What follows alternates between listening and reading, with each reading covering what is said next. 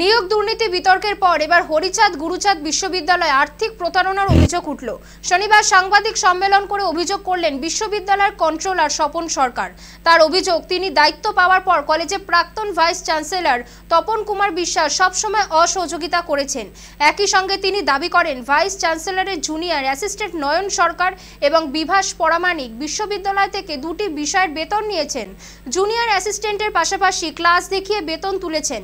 একই সঙ্গে স্বপনবাবু অভিযোগ করেন, নয়ন সরকার এবং বিভাস পরামানিক বিশ্ববিদ্যালয় থেকে ল্যাপটপ, ইউসি এবং পোর্টাল পর্যন্ত চুরি করে নিয়ে গিয়েছে, যার ফলে বিশ্ববিদ্যালয়ে পঠন পাঠনে অসুবিধা হচ্ছে, পরীক্ষার রেজাল্ট বের করতে অসুবিধা হচ্ছে। এই বিষয়ে ইতিমধ্যেই তিনি নয়ন সরকার এবং বিভাস পরামানিকের বিরুদ্ধে গাইঘাটা থানায় লিখিত চুরির অভিযোগ দায়ের করেছেন।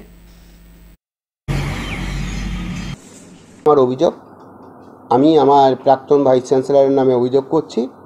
কারণ এই অভিযোগটা করার এই মানে হচ্ছে এইটাই যে আমরা যতদিন ধরে এই চার্জে বসেছি, উনি আমাদের সঙ্গে সবসময় অসহযোগিতা করে এসছেন।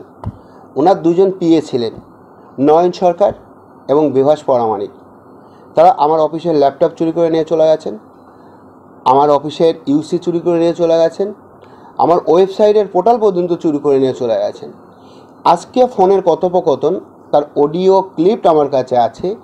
তিনি যেভাবে বলেছেন, যে কথাগুলো তিনি ওনাদেরকে মদত দিচ্ছেন, কাজেই আমার পক্ষে কন্ট্রোলার হিসাবে হরিগুরুচাঁদ ইউনিভার্সিটি চালানো সাংঘাতিক একটা কঠিন হয়ে দাঁড়াচ্ছেন। তপন কুমার বিশ্বাস ভাবছেন, উনি এইখানে ভাইস চ্যান্সেলর ছিলেন দীর্ঘ 2 বছর ধরে। উনি প্রশ্ন করছেন, ইউনিভার্সিটি চালাতে গেলে একটা কঠোর পরিশ্রম দরকার। উনি কঠোর পরিশ্রম করে 2 বছরে কী কাজ করেছেন, আর উনি কতদিন এই ইউনিভার্সিটি এসেছিলেন, সেই প্রশ্নটাও আপনাদের সামনে আমি রাখছি।